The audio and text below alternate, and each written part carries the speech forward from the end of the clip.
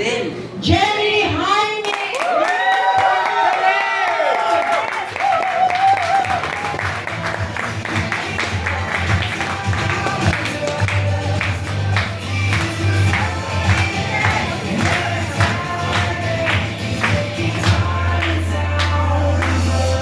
Hello everyone! Hello Tabaweños!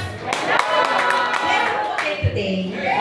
Oh, pakisabi po sa katabi niyo, you're so blessed today. Doon sa kabila naman, we're going to bless a lot of people starting today. Okay, ang haba po no Okay, so this is my story. Okay lang po ba mag-share ko ng story ko? Katulad po nila? Okay. Okay. So, ayan. For those na hindi po nakakilala sa akin, so ako po si Jenny Jaime. Isa po akong former employee. Sino po ba yung mga employees right now here? Sino po? Taas? Uy, konti lang. Okay. So, hotel manager po ako for 18 years and COO po, Chief Operating Officer of the largest storage company in the Philippines. So, yun yung pagiging employee ko po. Siyempre, nagsubok din po akong mag-business. Nag-traditional business po ako. Sino naman po dito ang mga may sarili pong negosyo? Sino po? Business po. Traditional business. Ay, dito po. Okay. So, konti lang din po yung nataas. Yung iba po, ano po kaya? Wala, ano po ang ginagawa sa buhay? Ay, dito po. Wala! Ay, Okay, so, yung traditional business ko po, I have a small hotel po in Tagaytay, Airbnb. So, naging bazaar organizer din po ako. Then, ngayon po, isa akong digital entrepreneur and a professional network marketer. Okay? So, there. So, wait. Ayan. This is the first one.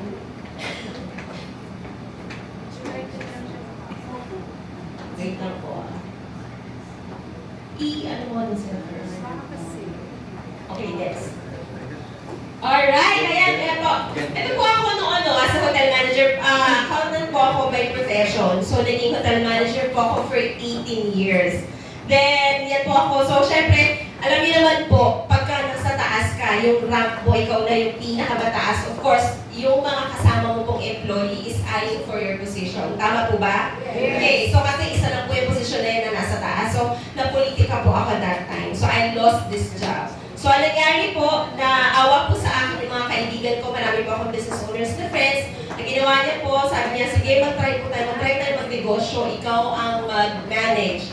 So, nagtayo po kami ng isang bazaar sa Manila, pero hindi po yan nagtagal kasi hindi naging, kumita naman po kami, no? Pero hindi naging equal doon sa hirap. Sobrang hirap na minsan, ang daming stress, kumikita ka, pero parang hindi siya worth it for your time and effort. So, hindi po yan nagtagal because meron po sa akin nag-offer na isang business owner na maging COO. So, naging COO po ako, Chief Operating Officer of the largest storage company in the Philippines. So, maganda po ang kanyang offer sa akin. Yung pinakamataas na rank, then mataas ang 6 digits po ang income. Meron pa po akong shares of stocks. Kaya hindi ko po hinindihan yan. Umuo pa rin ako, naging employee ulit ako. Then, dyan ko din po natupad yung aking dream business. Nagkaroon ng isang hotel. Kasi 18 years na po akong hotel manager. So sabi ko, sige, I wanted to try that. Nirent ko po yung kanyang property. Ginawa ko po siyang Airbnb sa Tagaytay. So, 7 years ko pong hinawakan yan. So, that's part of my perks as a COO. Then, pandemic came. So, marami po tayong naranasan na pighati, diba, nung pandemic. So, maraming lost their job, yung business nila, so extra sa akin because I lost my husband during pandemic. So, ang nangyari, minana ko po yung kanyang business, which is business. Minana ko po. So, yung 7 years na pinaghirapan, ako po ang nagtuloy.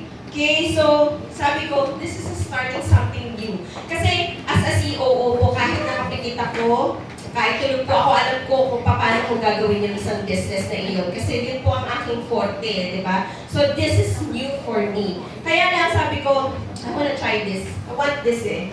So, sabi ko, because of the leadership na meron tayo, because of the community na meron tayo, I was able to start it. I was able to do this business sa akin kahit wala po akong idea. So, nagawa ko po ito, na-start ko because of the help of all of the global force na meron po tayong ditong team. So, because of the mentorship din na meron. So, lahat po din kayo, you're going to, hindi mo po ito gagawin mag-isa. Meron po kayong community, meron kayong global force, meron po kayong mentor na nandito na pwedeng tumulong po sa inyo. Okay, so, pero, sabi ko, this is still my business. Of course, kahit hindi mo alam, ano gagawin mo? Pag-aaralan mo. Kahit meron kang mentor, kailangan mong pag-aralan. So, ginawa ko, pinag-aralan ko po ito. Ginawa ko po, nag-join po ako ng mga communities. Actually, abroad pa po yan. Nag-hire po ako ng tao. Nag-enroll po ako sa mga leadership trainings, sa mga seminars. Naghanap po talaga ako, nag-seek po ako para matuto. Kasi this is my own business and this is for my 3 kids. So, ayan po, ang nangyari po, applying what I have learned. 2021-2022, from Blue Diamond po, nag-rank up ako for Green Diamond.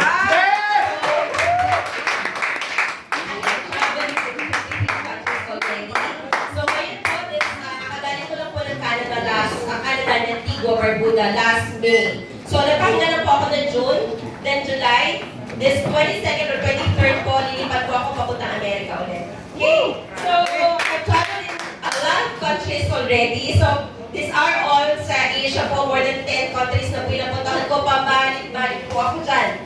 Then, travels in the US from 2014 hanggang 2016 hanggang ngayon. 2 to 3 times po ako nag-US. Kakagaling ko lang po ng US ng May, dumaan din po ako. Babalik po ako ng July. Pero pagbalik ko, the same ang income ko. Papakita ko po sa inyo later kung ano yung income na yan. Then, may 4 po na season sa US, right?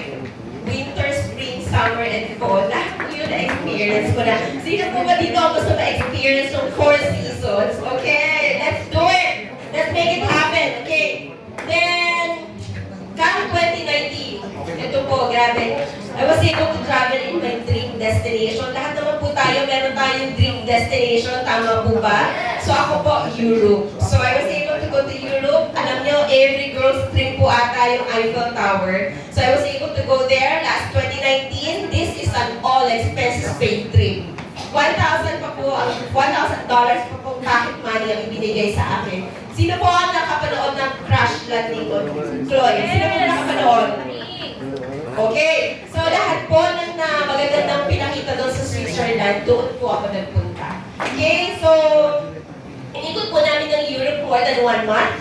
Let's say, wala po yung Dubai, no? Dumaan pa po ako ng Dubai after. Okay, so this is a dream check. Single mom of 3 po ako. Galing po ako sa hirap. Hindi ko akalain mapupuntahan ko lahat ng travel na yon. Ito po yung maganda travel with kids. I was able to get them a 10-year multiple visa. Yung 3 ko pong anak. So that was, nakuha ko po December 2022, yung 10 years multiple visa po ng 3 kong anak. Yes! And then, I was able to take that August 2023. Patuloy pong natsatsaga ng mga pangarap ko po dito at kayo din po, ganun ang mangyayari sa inyo. Then August 2023, 3 weeks po kami nag-stay sa US, umikot po kami sa 19 states ng anak ko sa US. So, we have like 50 states more, parang almost half napuntahan na po ng aking mga anak. Okay, so, yeah. So, yung Europe 2019, dream destination ko po iyon. Pero alam niyo po, may sasaya pa po pala.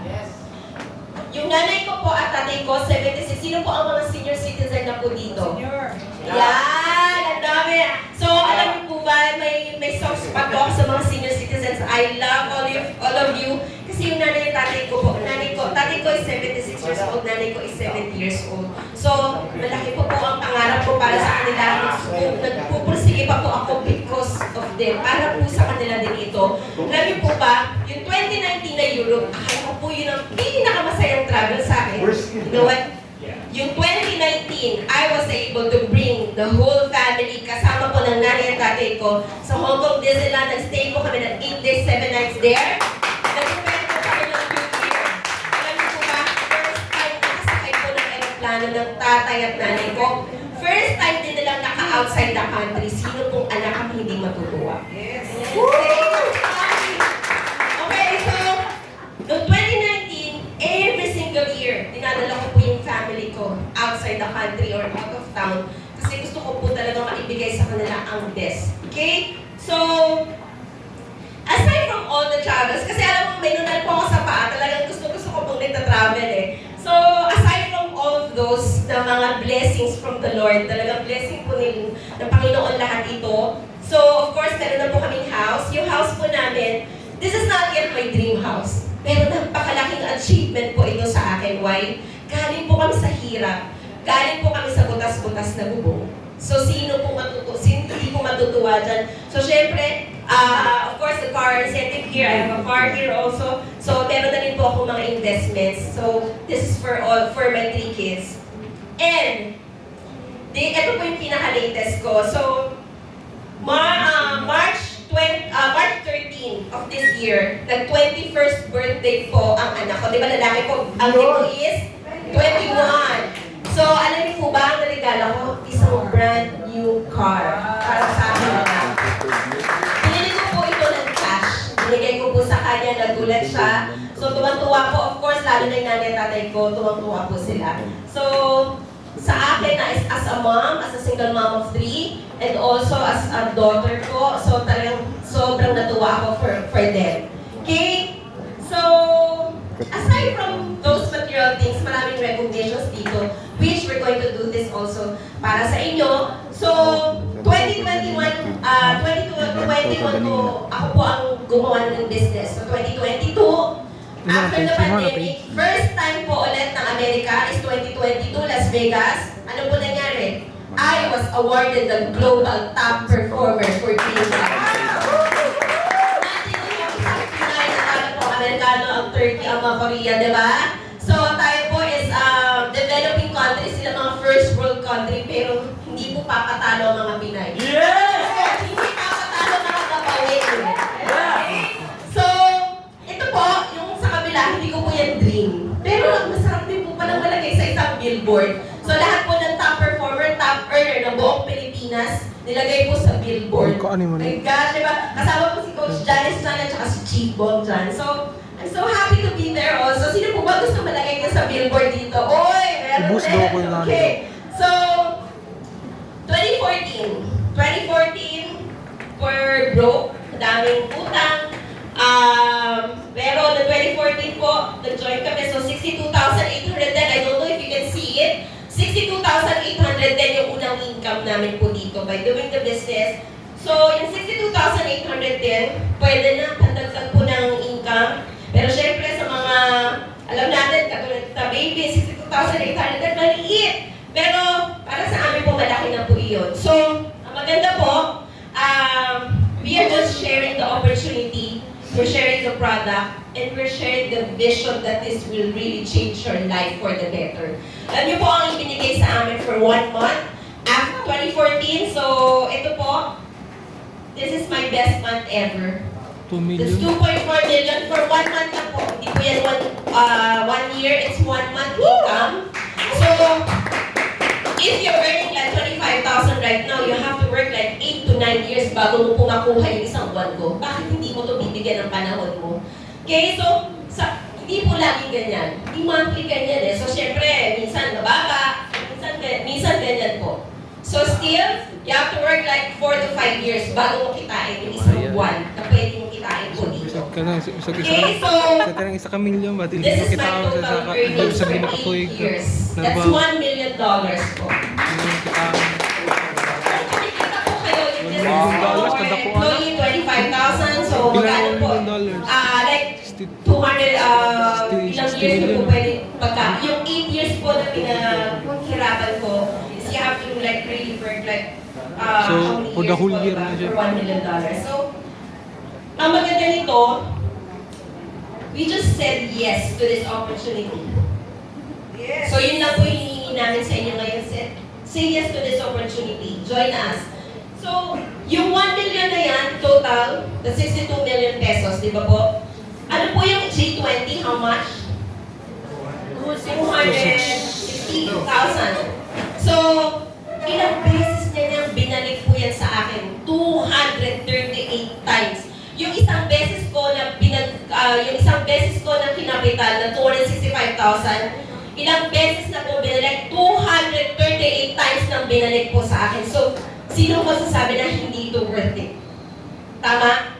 So, join us now. Ang maganda po nito, this is the first time. Amari Reborn, this is the first time ulit nagkaroon kami ng ganito. This is first of 100 presentation na gagawin po namin dito. Maganda po nito, bless po kayo kasi una kayong nakarinig nito sa Amari Reborn ngayon. So get your stand right now. Kasi gawin niyo po ito, join us now, not po bukas, not next month, pero